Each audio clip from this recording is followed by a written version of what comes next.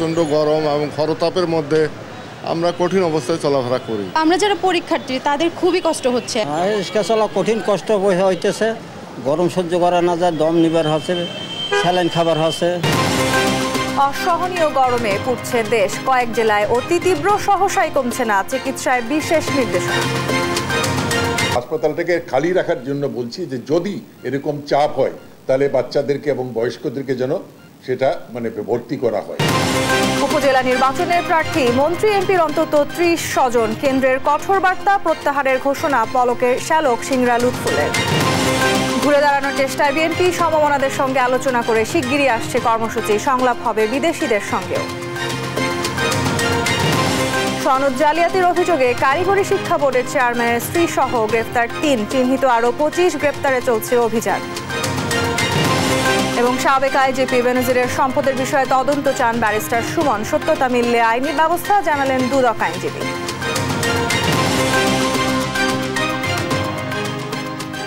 সংবাদ সন্ধ্যায় দেখছিলেন একেএস টিম টিভির সংবাদ শিরোনাম, সঙ্গে আছি আমি তাসনুভা তন্নি। তীব্র দাবদাহে পুড়ছে দেশ, তাপমাত্রা ওঠানামা করছে 38 থেকে 42 ডিগ্রির মধ্যে, এতে অতিষ্ঠ জনজীবন। সবচেয়ে বেশি বিপাকে নিম্ন আয়ের খেটে খাওয়া মানুষ। গরমে হাসপাতালে বাড়ছে রোগীর চাপ, খাল বিল নদীনালা শুকিয়ে যাওয়ায় বিভিন্ন এলাকায় দেখা দিয়েছে পানির সংকট। রোববার দেশের সর্বোচ্চ তাপমাত্রা রেকর্ড করা হয় চুয়াডাঙ্গা ও মেহেরপুরে। প্রতিনিধিদের পাঠানো তথ্য ছবিতে ডেস্ক রিপোর্ট। মেহেরপুরে তীব্র দাবদাহে অতিষ্ঠ হয়ে উঠেছে জনজীবন। জেলায় রোববার দেশের সর্বোচ্চ তাপমাত্রা রেকর্ড করা হয়েছে 42.2 ডিগ্রি সেলসিয়াস। কৃষি নির্ভর এ জেলায় অতিরিক্ত তাপদাহের প্রবাহে ব্যাহত হচ্ছে কৃষকদের স্বাভাবিক কার্যক্রম। প্রচন্ড রোদ, খরা, বৃষ্টি নাই, এই যে নিজের কোনো মুনিশ পাট পাওয়া যাচ্ছে না। আব্বুর সাথে এই ভুট্টার খড়ি কাটতে এসেছে, খরনের তাপে পানি উঠছে না, পানির নিহাত তলে পড়ে গেছে, আপনার মুনিশ জল পাওয়া যাচ্ছে না। কুষ্টিয়ায় প্রকৃতি যেন অগ্নিমূর্তি ধারণ করেছে, বেড়েই চলেছে তাপপ্রবাহ। জেলায় তাপমাত্রা ছাড়িয়েছে 40 ডিগ্রি সেলসিয়াস। প্রচন্ড রোদ আর ভ্যাপসা গরমে বিপর্যস্ত জনজীবন। গরম অতিষ্ঠ হয়ে গেছে, কোনোভাবে আমরা বের হতে পারছি না। রাতের সময় কারেন্ট থাকে না, ইনকাম হয়েছে না, বাজার ঘাটে জিনিস দাম বেশি, আর কি করে চলবো। তীব্র রোদে শুকিয়ে গেছে খালবিল নদী নালা, পানি সংকটে দেখা দিয়েছে খরা। হিটস্ট্রোকে মারা গেছে রবজেল আলী নামে এক কৃষক। তীব্র গরমে চরম ভোগান্তিতে পড়েছে নিম্ন আয়ের খেটে খাওয়া মানুষ। আমার ওখানে পানি নাই, পানি বিনি লোক মারা যাচ্ছে, এরকম অবস্থা হয়ে গেছে। নদী নালা সব শুকা গেছে, কোনো টিউবওয়েলে পানি নাই। যশোরেও বয়ে যাচ্ছে তীব্র তাপপ্রবাহ। শনিবার যশোরে দেশের সর্বোচ্চ তাপমাত্রা রেকর্ড করা হয় 42.6 ডিগ্রি সেলসিয়াস। তীব্র গরমে বাড়ছে ভোগান্তি। গরমে বিশাল কষ্ট হচ্ছে, এখন এই কষ্ট হচ্ছে বলে ছায়ায় দাঁড়ায় রয়েছে। চুয়াডাঙ্গাতেও দাবদাহ অব্যাহত রয়েছে। রোববার বেলা 12টায় তাপমাত্রা ছিল 40.2 ডিগ্রি সেলসিয়াস। পরিস্থিতি মোকাবেলায় জরুরি সভা করেছে জেলা দুর্যোগ ব্যবস্থাপনা কমিটি। এদিকে চুয়াডাঙ্গায় শীতকালে অতিরিক্ত শীত এবং গরমে অতিরিক্ত গরম পড়ার কারণ হিসেবে ভৌগোলিক প্রভাবকেই দায়ী করছেন জেলা আবহাওয়া পর্যবেক্ষক। পর্বতাঞ্চল রেখা ঈশ্বরদের উপর দিয়ে বয়ে যাওয়ার কারণে ঈশ্বরদের পাশাপাশি জেলা চুয়াডাঙ্গা হওয়াতে চুয়াডাঙ্গার উপর দিয়ে তাপমাত্রা বেশি হয়ে যায় এবং শীতের সময় শীতের তীব্রতাও বেশি অনুভূত হয়। চলমান তাপপ্রবাহের নেতিবাচক প্রভাব পড়েছে স্থানীয় ব্যবসা বাণিজ্যে। কৃষিকাজে মিলছে না দিনমজুর। সবচেয়ে বেশি বিপাকে পড়েছে খেটে খাওয়া মানুষ। রোদ গরম যতই পড়ুক আমাদের তো ফ্যান চালাতেই হবে, না চালালে তো আর আমাদের সংসারে চলবে না। চুয়াডাঙ্গায় সর্বোচ্চ তাপমাত্রা বিরাজ করছে, এর জন্য নির্মাণ শ্রমিকরা কাজে যাচ্ছে না। বাগেরহাটে রোববার দুপুর 3টায় তাপমাত্রা রেকর্ড করা হয়েছে 39.7 ডিগ্রি সেলসিয়াস। তীব্র তাপদাহে খুলনা বাগেরহাট মহাসড়কের বিভিন্ন জায়গার পিচ গলে গেছে। গরমে দোকান বন্ধ রেখেছেন অনেক ব্যবসায়ীরা। প্রচন্ড গরমে আমাকে গাড়ি ঘুরে চালাতে খুব কষ্ট হয়ে যাচ্ছে। তীব্র গরমে চট্টগ্রামে বাড়ছে নানা রোগবালাই। গরমে কাহিল শিশু ও বয়স্করা। রোগীর চাপ সামলাতে হিমশিম খাচ্ছে হাসপাতাল কর্তৃপক্ষ। টুম্পা আফরোজ, নিউজ ডেস্ক, দেশ টিভি। তীব্র গরমে বিপর্যস্ত অবস্থা রাজধানীবাসীরও। গরমে সড়কে কমেছে মানুষের চলাচল, পরিস্থিতি উন্নতির সহসা কোনো সুখবরও নেই আবহাওয়া বার্তায়। তীব্র এই তাপপ্রবাহ আরও কয়েকদিন অব্যাহত থাকবে বলে জানিয়েছে আবহাওয়া বিভাগ। ফজলে আদিত্যের রিপোর্ট। কড়া রোদ, উষ্ণ বাতাস আর তীব্র দাবদাহে বিপর্যস্ত হয়ে পড়েছে জনজীবন। রাজধানী সহ সারা দেশের উপর দিয়ে বয়ে যাচ্ছে তীব্র তাপপ্রবাহ। চলমান তাপপ্রবাহে স্কুল কলেজ বন্ধ থাকলেও কাজে বের হতে হচ্ছে কর্মজীবী মানুষকে। তীব্র গরমে ঘেমে নিয়ে একাকার পথচারী। অসাংঘাতিক, দেখতেই তো পাচ্ছেন আমাকে, আসলে প্রচুর ঘেমে গেছি। আর বাসা থেকে ইচ্ছেও করে না, এত রৌদ্র, আসলে জানতাম না বাইরে এত রৌদ্র। অস্বাভাবিক গরমের কারণে স্বাভাবিক যে চলাফেরা সেটা আমরা করতে পারতেছি না। এই যে দেখে গেছেন কিরকম ঘেমে গেছি। আপনার বাচ্চাদের জন্য খুবই কষ্টকর, ঠিক আছে, কারেন্ট চলে গেলে বাচ্চারা খুবই কষ্ট পায়। তো আমরা যারা পরীক্ষার্থী তাদের খুবই কষ্ট হচ্ছে। সবচেয়ে বেশি ভোগান্তির মধ্যে পড়তে হচ্ছে খেটে খাওয়া মানুষকে। তীব্র গরমে কমেছে আয়ও। চলা কঠিন কষ্ট হইতেছে, গরম সহ্য করা না যায়, দম নিবার হচ্ছে, স্যালাইন খাবার হচ্ছে।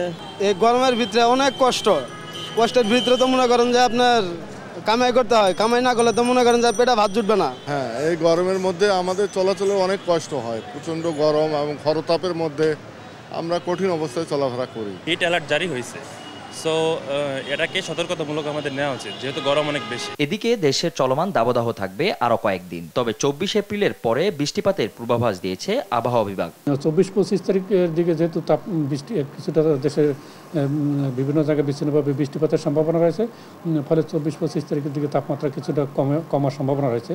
এরপর আবার 27-28 তারিখের দিকে আবার তাপমাত্রা বৃদ্ধি পেয়ে এই অবস্থা আবার ফিরে আসার সম্ভাবনা রয়েছে। ঢাকায় রোববার দিনের সর্বনিম্ন তাপমাত্রা 29 ডিগ্রি সেলসিয়াস। শনিবার দেশের সর্বোচ্চ তাপমাত্রা ছিল যশোরে 42.6 ডিগ্রি সেলসিয়াস। ফজলে আদিত্য, দেশ টিভি, ঢাকা।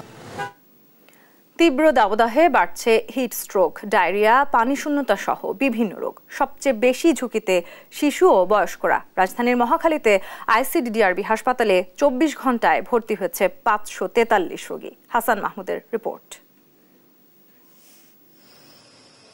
রোগীর এ ভিড় রাজধানীর মহাখালী আইসিডিডিআরবি হাসপাতালের জরুরি বিভাগে। শনিবার গত 24 ঘন্টায় ডায়রিয়া, পানিশূন্যতার মতো রোগে ভর্তি হয়েছে 543 জন। রোববার দেশে 42.2 ডিগ্রি তাপমাত্রা রেকর্ড করা হয়। সারা দেশে বয়ে চলা প্রচণ্ড এ দাবদাহে আক্রান্ত হচ্ছেন শ্রমজীবী মানুষ।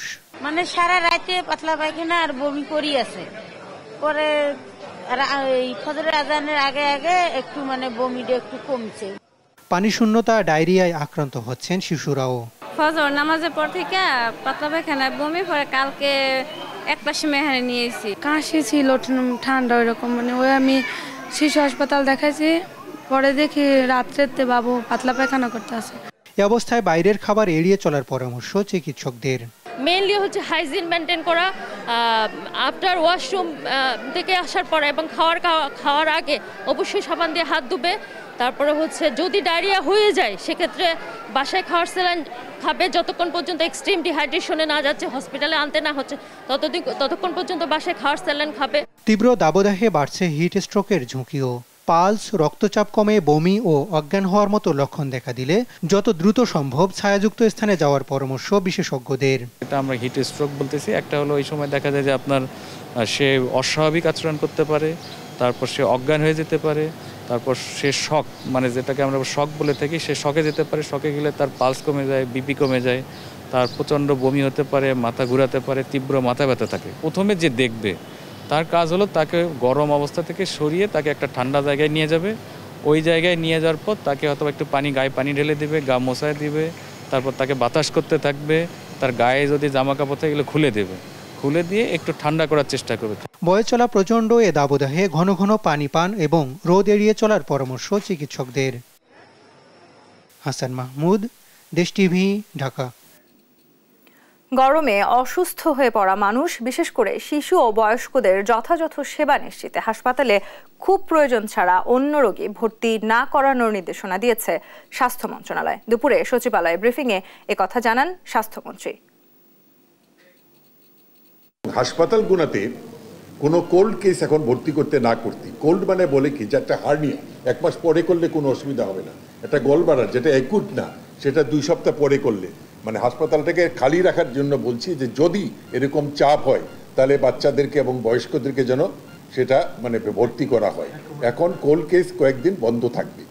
আর আমাদের স্যালাইন এবং আমাদের ওরাল স্যালাইন থেকে শুরু করে সবার কাছেই আমি আলাপ করছি। আমি একটা অ্যাপ খুলছি যে আমাদের মধ্যে সাথে সাথে যেন জানানো হয় কোনো জায়গায় কোনো ক্রাইসিস হলে।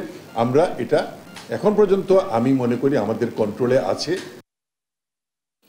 প্রধানমন্ত্রী শেখ হাসিনা বলেছেন, বাংলাদেশ সব সময় ফিলিস্তিনের পাশে থাকবে। আন্তর্জাতিকভাবেও ফিলিস্তিনে ইসরায়েলের চালানো গণহত্যার প্রতিবাদ করে যাচ্ছে বাংলাদেশ। সকালে চট্টগ্রামের হালি শহরে বঙ্গবন্ধু শেখ মুজিব ব্যাটারি কমপ্লেক্স উদ্বোধন করে একথা বলেন প্রধানমন্ত্রী। বহিঃশত্রুর আক্রমণ থেকে দেশের সার্বভৌমত্ব রক্ষায় বাংলাদেশ সদা প্রস্তুত বলেও জানান সরকার প্রধান। জুবায়ের রাজিনের রিপোর্ট। বঙ্গবন্ধু শেখ মুজিব ব্যাটারি কমপ্লেক্স উদ্বোধন করতে রোববার সকালে চট্টগ্রামে যান প্রধানমন্ত্রী শেখ হাসিনা। মাননীয় প্রধানমন্ত্রী, বাংলাদেশ সেনাবাহিনীর হালি শহরে অনুষ্ঠানস্থলে পৌঁছালে প্রধানমন্ত্রীকে স্বাগত জানান সেনাপ্রধান জেনারেল SM শফিউদ্দিন আহমেদ। সকাল 10:30টার দিকে সেনাবাহিনীর আর্টিলারি সেন্টার অ্যান্ড স্কুলে এ কমপ্লেক্স উদ্বোধন করেন প্রধানমন্ত্রী। আন্তরিক কৃতজ্ঞতা। উদ্বোধনের পর দোয়া ও মোনাজাত শেষে কমপ্লেক্স ঘুরে দেখেন সরকার প্রধান। সামরিক কর্মকর্তাবৃন্দ ভাষণে প্রধানমন্ত্রী বলেন, বাংলাদেশ যুদ্ধ চায় না, শান্তি চায়। তবে যে কোনো বহিঃশত্রুর আক্রমণ থেকে দেশের সার্বভৌমত্ব রক্ষার জন্য বাংলাদেশ সদা প্রস্তুত। আমরা কারোর সঙ্গে যুদ্ধ করতে চাই না, আমরা সকলের সাথে বন্ধুত্ব চাই। আমাদের পররাষ্ট্র নীতিতে জাতিপিতা বঙ্গবন্ধু শেখ মুজিব সে কথাই বলে গেছেন, সকলের সাথে বন্ধুত্ব, কারোর সাথে বর্হিতা নয়। পাশাপাশি আমাদের এটাও মনে রাখতে হবে, আমাদের দেশটা স্বাধীন সার্বভৌম দেশ। আমরা যুদ্ধ করে বিজয় অর্জন করেছি। আমাদের স্বাধীনতা সার্বভৌমত্বকে ক্ষুণ্ণ করুক আমরা তা চাই না। আমরা বন্ধুত্ব নিয়ে চলতে চাই, কিন্তু আমাদের দেশের স্বাধীনতা সার্বভৌমত্ব রক্ষায় যা যা করণীয় সেটা আমাদের জান কবুল, আমরা তা করব। এটাই আমাদের সবসময় মনে রাখতে হবে। ফিলিস্তিনে ইসরায়েলি আগ্রাসন প্রসঙ্গে শেখ হাসিনা বলেন, বাংলাদেশ সবসময় ফিলিস্তিনিদের পাশে থাকবে। প্যালেস্টাইনের উপর ইসরায়েলি হামলা, সেখানে তারা রীতিমতো গণহত্যা চালাচ্ছে, আমি সবসময় তার প্রতিবাদ করেছি। আমরা সবসময় প্যালেস্টাইনদের পক্ষে আছি। ইতিমধ্যে আমরা 2 দফা তাদের জন্য কিছু খাবারের জিনিসপত্র পাঠিয়েছি, আরো আমি পাঠাবো, এবং এটা আমাদের সহযোগিতা করবো শিশুদের জন্য, নারীদের জন্য। কাজে আমরা তাদের পাশে আছি, তাদের পাশেই থাকবো, এবং আন্তর্জাতিকভাবে আমরা প্যালেস্টাইনদের উপরে যে গণহত্যা এর প্রতিবাদ করে যাচ্ছে, প্রতিবাদ করে যাব। দেশপ্রেমে উদ্বুদ্ধ হয়ে দায়িত্ব পালনের জন্য সেনা সদস্যদের প্রতি আহ্বানও জানান প্রধানমন্ত্রী। জুবায়ের রাজিন, নিউজ ডেস্ক, দেশ টিভি। সংবাদ সন্ধ্যায় আরো থাকছে।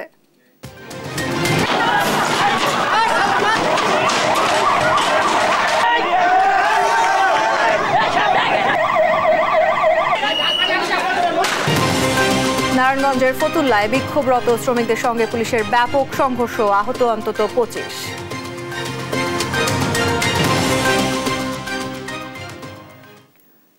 কেন্দ্রের সিদ্ধান্ত মানতে চাচ্ছেন না আওয়ামী লীগের মন্ত্রী এমপিদের স্বজনরা। উপজেলা নির্বাচন থেকে স্বজনদের সরে যাওয়ার নির্দেশনা দেওয়া হলেও মনোনয়ন প্রত্যাহার করেননি অনেকেই। নির্বাচনে অংশ নেওয়া এই স্বজনদের তালিকা করেছেন দায়িত্বপ্রাপ্ত সাংগঠনিক সম্পাদকরা। তৌফিক মাহমুদ মুন্নার রিপোর্ট। অন্যান্য বার উপজেলা নির্বাচন দলীয় প্রতীকে হলেও এবার প্রতীক দিচ্ছে না ক্ষমতাসীন আওয়ামী লীগ। প্রতীকবিহীন স্থানের পর্যায়ে নির্বাচনে প্রভাব বিস্তার করে চলেছেন মন্ত্রী এমপিরা। আওয়ামী লীগের প্রেসিডিয়াম সদস্য থেকে এই কাতারে আছেন জেলা পর্যায়ের নেতারাও। প্রথম ধাপের 150 উপজেলায় সবগুলোর প্রায় একই চিত্র। দলীয় পতনের নির্দেশনা মানতে যেন অনীহা অনেক মন্ত্রী এমপির আত্মীয় স্বজনদের। তথ্য বলছে দেশে অন্তত 30 উপজেলায় এমপি মন্ত্রীদের স্বজনরা উপজেলা নির্বাচনে অংশ নিচ্ছেন, যার মধ্যে সন্তান, আপন ভাই, চাচাতো ভাই, ফুফাতো ভাই, চাচা, শ্যালক সহ নানা ধরনের আত্মীয় স্বজনরা রয়েছেন। মনোনয়ন জমার সময় প্রার্থী অপহরণের ঘটনায় তোলপাড় হয় নাটোরের সিংড়া উপজেলায়। নাটোরের ঘটনার পর তথ্য যোগাযোগ প্রতিমন্ত্রী জুনায়েদ আহমেদ পলকের শালক লুৎফর কবির রুবেল মনোনয়ন প্রত্যাহারের ঘোষণা দিয়েছেন। তবে অন্য সব এলাকায় মন্ত্রী এমপিদের স্বজনরা এখনো বহাল তবিয়তে চালাচ্ছেন নির্বাচনী প্রচারণাও, অথচ প্রত্যাহারের জন্য হাতে সময় আছে মাত্র 1 দিন। 3 তারিখে পদত্যাগ করার পর আমি 8 তারিখে 8 এপ্রিল উপজেলা পরিষদ নির্বাচনের মনোনয়নপত্র আমি সাবমিট করি। তো তারপরে যে উদ্ভূত পরিস্থিতি তৈরি হয়েছে, যেটার সাথে আমি কোনোভাবেই সম্পৃক্ত নেই, এটা একটা ষড়যন্ত্র। দলকে সংগঠিত করার জন্য দলীয় সিদ্ধান্ত যেটা দেবেন জননেত্রী শেখ হাসিনা এবং আমাদের সাধারণ সম্পাদক মহোদয়, সেটা আমরা অক্ষরে অক্ষরে পালন করার চেষ্টা করব। দলীয় প্রধানের নির্দেশনা পেয়ে দায়িত্বপ্রাপ্ত সাংগঠনিক সম্পাদকরা কাজ শুরু করেছেন। আমরা যারা খোঁজ নেব কার কার আত্মীয়। এখন ধরেন একটা লোক পলিটিক্যাল, সে আমার আত্মীয় হইতে পারে, সে ছাত্রলীগ করছে, যুবলীগ করছে, আওয়ামী লীগ করতেছে, সে যদি নির্বাচন করে সেই ব্যাপারে তো আমাদের কোনো ছে নাই। এখন আমার ছেলে জীবনে রাজনীতি করে নেই, আমি আমার ছেলেকে এলাকায় নির্বাচিত করে নির্বাচনের জন্য প্রতিদ্বন্দ্বিতা করবো, তাহলে যে ছেলেটা ছাত্রলীগ করছে, যুবলীগ করছে, আওয়ামী লীগ করছে, সে যাবে কোথায়? আমি এমপি, মাননীয় প্রধানমন্ত্রী আমাকে মনোনয়ন দিয়েছে বলেই তো আমি এমপি হয়েছি। তা আমি এমপি হয়েছি, অন্যান্য নেতাকর্মীরা আছে না, তাদেরও তো মূল্যায়নের দরকার। তবে প্রার্থিতা প্রত্যাহারের দিন শেষ হওয়ার পর আসতে পারে শাস্তির ঘোষণা। যে একটা দল, আমি এমপি, আমি মন্ত্রী, আবার আমার ভাই, আবার আমার আরেক ভাই, ছেলে, শ্যালক, এরাও পদ নিয়ে যাবে সব। তো তাহলে তৃণমূলের কর্মীরা কি, তাদের কি পদে যাওয়ার কোনো অধিকার নেই? তৌফিক মাহমুদ মুন্না, দেশ টিভি, ঢাকা। সরকার বিরোধী আন্দোলনকে আবারও চাঙা করতে তৎপর হয়ে উঠেছে বিএনপি। নির্দলীয় সরকারের অধীনে নির্বাচন দাবিতে দেশি বিদেশি চাপ তৈরিতে মাঠে নেমেছেন শীর্ষ নেতারা। তারা বলছেন, আন্দোলন চাঙা করতে দল পুনর্গঠনের পাশাপাশি প্রভাবশালী দেশগুলোর সঙ্গেও নতুন করে সংলাপ হবে। দাবি আদায়ে নির্বাচন বর্জনকারী সব দলের সঙ্গে আলোচনা করে শিগগিরই নতুন কর্মসূচি দেওয়ার কথাও জানান নেতারা। সাইফুল রিপনের রিপোর্ট। ৭ জানুয়ারির পর রাজপথে এখনো জোরালো কোনো কর্মসূচি দিতে পারেনি ১৬ বছরের বেশি সময় ধরে ক্ষমতার বাইরে থাকা বিএনপি। তবে এবার নিরপেক্ষ সরকারের অধীনে নির্বাচনের দাবি জোরদার করতে এরই মধ্যে তৎপরতা শুরু করেছে দলটি। ৭ জানুয়ারির নির্বাচনে অংশ না নেয়া ৬৪টি রাজনৈতিক দলের সঙ্গে আলোচনার পাশাপাশি দেশের সুশীল সমাজ, বিশ্বের বিভিন্ন প্রভাবশালী দেশ ও আন্তর্জাতিক সংস্থার প্রতিনিধিদের সঙ্গে সংলাপের উদ্যোগ নিচ্ছে বিএনপি। সেই সঙ্গে দল পুনর্গঠন ও জনসম্পৃক্ত কর্মসূচি দিতেও কাজ শুরু হয়েছে। বিএনপি নেতারা বলছেন, একটি অন্তর্বর্তীকালীন নির্বাচনের দাবি আদায়ে সার্বিক প্রস্তুতি নিচ্ছে বিএনপি। দলের শক্তি বাড়াতেও কাজ করছেন কেন্দ্রীয় নেতারা। এই সরকারকে ক্ষমতা ছেড়ে দিয়ে অতি সত্বর গণতান্ত্রিক সরকার প্রতিষ্ঠা করার জন্য একটা অন্তর্বর্তীকালীন সরকারের মাধ্যমে নির্বাচন দিতে হবে, এই দাবি নিয়ে আমরা মাঠে আছি। আমরা আমাদের সাংগঠনিক কার্যক্রমগুলোকে জোরদার করার চেষ্টা করছি, যার মধ্যে থেকে একটা ফিল্টারাইজেশন হয়, সোজা কথা একটা ফিল্টারাইজেশন যাতে হয় এবং ভবিষ্যতে কর্মকৌশল নির্ধারণের ক্ষেত্রে এবং সাহস প্রদর্শনের ক্ষেত্রে সেটা বর্তমানের চেয়ে আরো অধিক কার্যকর হয়, সেই চিন্তা আছে। আন্দোলন জোরদার করতে সার্বিক পরিস্থিতি বিবেচনায় রেখে প্রভাবশালী দেশগুলোর সাথেও নতুন করে সংলাপের কথা বলছেন বিএনপির শীর্ষ নেতারা। সেক্ষেত্রে বিবেচনায় রাখছেন প্রতিবন্ধকতাগুলোও।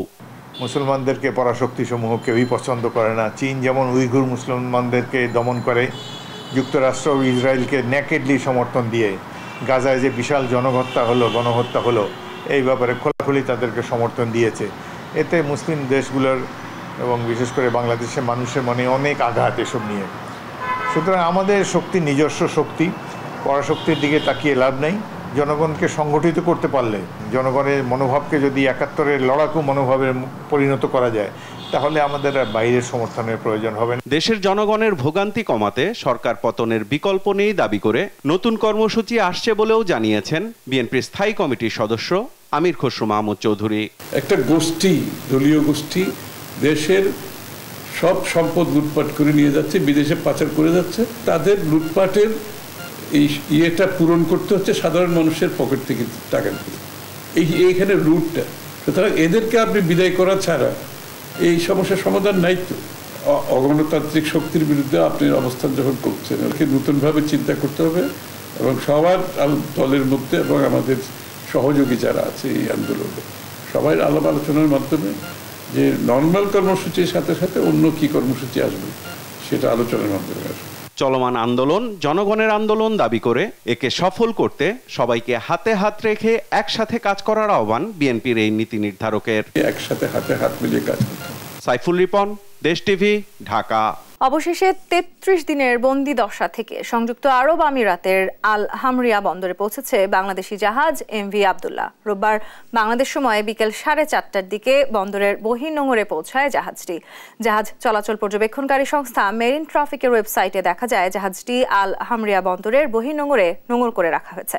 জাহাজের মালিক KSRM গ্রুপের প্রধান নির্বাহী কর্মকর্তা জানান, কয়লা খালাসের জন্য জাহাজটি রোববার রাতেই জেটিতে ভেড়ানোর কথা রয়েছে। জাহাজটি আল হামরিয়া বন্দরে পৌঁছানোর পর 2জন নাবিকের উড়োজাহাজে করে দেশে ফেরার কথা রয়েছে। বাকি 21 নাবিকের সবাই ওই জাহাজে করেই দেশে ফিরবে বলেও জানানো হয়। প্রায় 33 দিনের জিম্মি দশার পর গেল 13 এপ্রিল 23 নাবিক সহ এমভি আব্দুল্লাহ মুক্ত হয়। এর আগে গেল 12 মার্চ মোজাম্বিকের মাপুতো বন্দর থেকে আরব আমিরাতের আল হামরিয়া বন্দরে যাওয়ার পথে সোমালীয় জলদস্যুদের কবলে পড়ে জাহাজটি।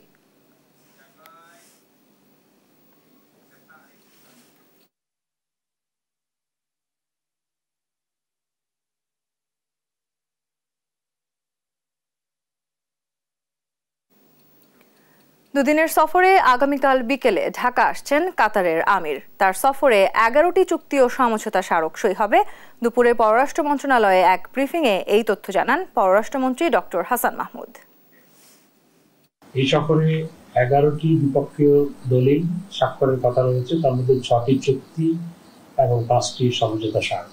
ব্যবসা বাণিজ্য, বিনিয়োগ ও কর্মসংস্থানের সুযোগ সৃষ্টি, জ্বালানি, বিমান চলাচল, কৃষি, খাদ্য নিরাপত্তা, জলবায়ু পরিবর্তন ইত্যাদি ক্ষেত্রসমূহকে সীমিত করা হয়েছে। আমরা আশা করছি এই সফরের মাধ্যমে, কাতারের আমিরের সফরের মাধ্যমে দুই দেশের যে চমৎকার বন্ধুত্বপূর্ণ সম্পর্ক সেটি নতুন উচ্চতায় উন্নীত হবে। কারিগরি শিক্ষা বোর্ডের সার্টিফিকেট বিক্রির সঙ্গে জড়িত থাকার সত্যতা পাওয়ায় গ্রেপ্তার করা হয়েছে বাংলাদেশ কারিগরি শিক্ষা বোর্ডের চেয়ারম্যানের স্ত্রী সেহেলা পারভিন সহ 3 জনকে। আরও 25 জনকে চিহ্নিত করে গ্রেপ্তারে অভিযান চলছে বলে জানান ডিবি প্রধান। জানান, সাংবাদিক থেকে শুরু করে দুদক কর্মকর্তাদের যোগসাজশে দীর্ঘদিন ধরে সার্টিফিকেট ও মার্কশিট কেনাবেচা করে আসছিল চক্রটি। আরও জানাচ্ছেন এনআই নাহিদ। ছোট পর্যায়ের এবং সনদ জালিয়াতির সুযোগ করে দিতে কারা মাসুহারা নিতেন সে তথ্য দিচ্ছেন কারিগরি শিক্ষা বোর্ডের সিস্টেম অ্যানালিস্ট শামসুজ্জামান। এদের অনেক ক্ষেত্রে এদেরকে কন্ট্রোল করতেন বা নিয়ন্ত্রণ করতেন। এই চক্রের বদৌলতে সার্টিফিকেট, মার্কশিট, রেজিস্ট্রেশন কার্ড, প্রবেশপত্র বিক্রি ছাড়া টাকার বিনিময়ে দেওয়া হতো কারিগরি শিক্ষা বোর্ডের ওয়েবসাইটও। এতে জড়িত অভিযোগে কারিগরি শিক্ষা বোর্ডের চেয়ারম্যানের স্ত্রী সেহেলা পারভিন সহ 3 জনকে গ্রেপ্তার করেছে ডিবি পুলিশ। রোববার দুপুরে ডিএমপির মিডিয়া সেন্টারে সংবাদ সম্মেলনে অতিরিক্ত কমিশনার হারুনুর রশিদ জানান, সিস্টেম অ্যানালিস্ট শামসুজ্জামানের কাছ থেকে চেয়ারম্যানের স্ত্রীর টাকা লেনদেনের প্রমাণ পেয়েছেন তারা। আমরা এই প্রতিষ্ঠানের দুর্নীতিপরায়ণ 25-30 জনকে শনাক্ত করা হয়েছে, যাদেরকে আমরা তাদের নাম নাম্বার আমরা পেয়েছি, আমরা তাদেরও গ্রেপ্তার করব। ডিবি প্রধান জানান, সাংবাদিক থেকে শুরু করে দুদক কর্মকর্তাদের সহযোগিতায় দীর্ঘদিন থেকে সনদ বিক্রি করে আসছিলেন অপরাধীরা। কিছু কিছু সাংবাদিক তারা তার তথ্য পেয়ে তার নিউজ করবে বলে তারপরে ম্যানেজ হয়ে যায়, আর নিউজ করে না। এবং আমরা যেদিন তাকে ধরে নিয়ে আসলাম তাকে, সেদিনও কয়েকজন সাংবাদিক ঋণ দিল, ভাই সামনে ঈদ, ওই দেখা করছেন না তো।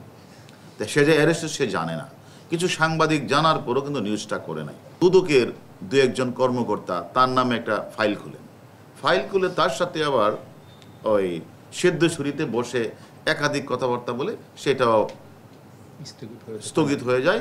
শিক্ষার মেরুদণ্ড যারা ভেঙে দিচ্ছে তাদের কাউকে ছাড় দেয়া হবে না বলেও জানান ডিবি প্রধান। এনআই নাহিদ, দেশ টিভি, ঢাকা। সাবেক আইজিপি বেনজির আহমেদের অবৈধ সম্পদের তদন্তে দুদকে আবেদন করবেন সুপ্রিম কোর্টের আইনজীবী ব্যারিস্টার সাইদুল হক সুমন। জানান, দুদক ব্যবস্থা না নিলে প্রয়োজনে উচ্চ আদালতে যাবেন। আর দুদকের আইনজীবী বলেছেন, অভিযোগের সত্যতা মিললে আইনি পদক্ষেপ নেবে কমিশন। শামীমা আক্তারের রিপোর্ট, জানাচ্ছেন মাহমুদ হাসান। চলতি মাসের শুরুর দিকে একটি দৈনিক পত্রিকার অনুসন্ধানী প্রতিবেদনে উঠে আসে পুলিশের সাবেক মহাপরিদর্শক বেনজির আহমেদের নামে বেনামে সম্পদের চাঞ্চল্যকর তথ্য। দীর্ঘ চাকরি জীবন শেষে 2022 সালে অবসরে যান পুলিশের সাবেক এই আইজি। অবসরের পরপরই বেরিয়ে আসতে থাকে তার সম্পদের নানা তথ্য। অবশেষে এ বিষয়ে মুখ খুলেন বেনজির আহমেদ। শনিবার এক ভিডিও বার্তায় দাবি করেন তার বিরুদ্ধে আনা অভিযোগের অধিকাংশই মিথ্যা। এবার পুলিশের সাবেক এ কর্মকর্তার বিরুদ্ধে তদন্তের জন্য দুদকের দ্বারস্থ হচ্ছেন সুপ্রিম কোর্টের আইনজীবী সৈয়দ সায়েদুল হক সুমন। আইজিপি বেনজির আহমেদ আদালত চত্বরে সাংবাদিকদের জানান, তদন্তের স্বার্থে দুদকে আবেদন করবেন। দুদক পদক্ষেপ না নিলে সর্বোচ্চ আদালতে যাবেন। এইসব চিন্তা করে দেখলাম যে এত লোকের সাথে কথা বলারছে একটা অ্যাপ্লিকেশন দুদকে দিয়ে আসি, আর দুদক যদি মনে করে না এত বড় জিনিসের বিরুদ্ধে যাওয়া যাবে না, তাহলে তো আমার মহামান্য সুপ্রিম কোর্ট তো আছেই, এইসব জায়গায় নক করব। বলেন, দুর্নীতির বিরুদ্ধে ব্যবস্থা না নিলে এর বিরূপ প্রভাব পড়বে সমাজের সর্বস্তরে। আইজিপি মহোদয় এত সম্পদ বানাইলে হয় কি জানেন, যারা অসৎ হবেন তারা তো বেনজির সাহেবকে ধরে নেবেন যে উনি হচ্ছেন কি আমাদের আদর্শ। তাই উনি যদি আদর্শ পরেররা ধরে নেয়, তাহলে এরাও 800, 900, 1000 করে বিঘা কিনা লাগবে। তারপর আসতেছেন নিচের যারা আসতেছে, যারা অসৎ, এর মধ্যে অনেক সৎ অফিসার আছেন, তারা কিন্তু অনেক বেশি ফ্রাস্ট্রেটেড হবে যে আমরা সততা করে কিছুই তো করতে পারলাম না, মেয়েরে পড়াইতে পারি না। এ বিষয়ে দুদকের আইনজীবী খুরশেদ আলম খান জানান, তথ্য যাচাই বাছাই করে সত্যতা পেলে আইনি ব্যবস্থা নেবে কমিশন। উনি যে দরখাস্ত দিয়েছে অবশ্যই দুদক তার আইন বিধি অনুযায়ী এটা দেখবে, যাচাই বাছাই করবে, মানে যাচাই বাছাই করে এটা কমিশনে প্লেস করবে। কমিশন যদি ইনকোয়ারি যদি মনে করে তথ্য উপাত্ত সঠিক আছে বা যাচাই বাছাইয়ের পর এটা দুর্নীতি দমন কমিশনের শিডিউলের মধ্যে পড়ে, অবশ্যই কমিশন আইনি যথাযথ ব্যবস্থা নেবে। এখানে ব্যক্তি মুখ্য নয়। তদন্তে দুর্নীতির প্রমাণ মিললে ব্যক্তি বিশেষে কোনো ছাড় দেওয়া হবে না বলেও জানান দুদকের আইনজীবী। তবে একটা কথা বলছি, এখানে ব্যক্তি মুখ্য নয়। মাহমুদ হাসান, দেশ টিভি, ঢাকা। সংবাদ সন্ধ্যায় আরো থাকছে, বিজেপিকে ক্ষমতা থেকে সরাতে চলছে দেশি বিদেশি ষড়যন্ত্র, দাবি মোদীর নির্বাচনে 150টিরও বেশি আসন পাবে না গেরুয়া শিবির, বললেন রাহুল। নারায়ণগঞ্জের ফতুল্লা বিসিক শিল্পনগরী এলাকায় বিক্ষোভরত শ্রমিকদের সাথে পুলিশের সংঘর্ষ হয়েছে। এতে শ্রমিক পুলিশ সহ অন্তত 25 জন আহত হয়েছেন। রোববার দুপুরে মুন্সিগঞ্জ নারায়ণগঞ্জ সড়কের শাসানগাঁও এলাকায় এই ঘটনা ঘটে। সংঘর্ষ চলাকালে অন্তত 10টি গাড়ি ভাঙচুর ও আগুন জ্বালিয়ে সড়ক বন্ধ করে দেয় শ্রমিকরা। রোববার দুপুরে নারায়ণগঞ্জের ফতুল্লা বিসিক শিল্পনগরী এলাকায় বকেয়া বেতনের দাবিতে বিক্ষোভ শুরু করে অবন্তী কালার টেক্স লিমিটেডের সহস্রাধিক শ্রমিক। প্রথম দিকে পরিস্থিতি শান্ত থাকলেও পরে শ্রমিকদের সরিয়ে দিতে পুলিশ জলকামান দিয়ে পানি ছুড়ে লাঠিচার্জ করলে পাল্টা ইট পাটকেল নিক্ষেপ করতে থাকে বিক্ষুব্ধ শ্রমিকরা। সংঘর্ষ চলাকালে অন্তত 10টি গাড়ি ভাঙচুর ও আগুন জ্বালিয়ে সড়ক বন্ধ করে দেন শ্রমিকরা। আহত হন শ্রমিক পুলিশ সহ অন্তত 25 জন। আমাদেরটা না বুঝা তারা প্রশাসন দিয়ে আমাদের উপরে হামলা করছে, গ্যাঞ্জাম সৃষ্টি করছে। আমরা আগে কোনো গ্যাঞ্জাম সৃষ্টি করি নাই, বেতন পাই না 2-3 মাস থেকে। বেতনের কথা কইলে বন্ধ মনে আমাদের উপরে অত্যাচার হামলা করে। বিক্ষুব্ধ শ্রমিকরা জানান, দুপুর 12টার দিকে হঠাৎ দুদিনের ছুটি ঘোষণা করেন কারখানা কর্তৃপক্ষ। ঈদের বেতন বোনাস পেলেও গেল মার্চে বেতন না দিয়ে আবার ছুটি দেওয়ায় ক্ষুব্ধ হয়ে ওঠেন শ্রমিকরা। আয়সা কোনো কথা নাই, আমাদের উপরে ফায়ার করা শুরু করছে, লাঠিচার্জ, এমনকি গরম পানি মারছে। আমাদের 50 জন লোকের উপরে গুলি রাখছে এবং আপনি দেখতে পাচ্ছেন যে পাশে গাড়ি, এরা পুলিশের ঢালাই এরকম করছে। কি তো না গাড়ি পুলিশের ঢালাই এরকম করছে, ঠিক এগুলো এখন পুলিশের ঢালাই এরকম করে আমাদের উপরে দোষ দিচ্ছে। আমরা নিজে দেখছি, কারণ পুলিশ এখান থেকে পানি মারছে। আমরা 2 মাসের, কারো 2 মাস, কারো 3 মাস, কারো 4 মাস স্যালারি দেয় না। এবং কি গত মাসে ঈদের আগে স্যালারি দিব বলতে স্যালারি দেয় নাই, গত ঈদের আগে স্যালারি দেয় না। স্যালারি বলতে বলে দেয় না, কিছুই বলে না, কবে চলে যাও স্যালারি দিব। 2 মাস, 3 মাস, 4 মাস আমাদের স্যালারি দেয় না, বেতন পায় না। এখন আমাদের বেতন। একই দাবিতে সকাল 9:30টায় ঢাকা মুন্সিগঞ্জ আঞ্চলিক সড়ক অবরোধ করে বিক্ষোভ শুরু করেন প্রণী গ্রুপের রপ্তানিমুখী পোশাক কারখানার কয়েকশো শ্রমিক। নিউজ ডেস্ক, দেশ টিভি।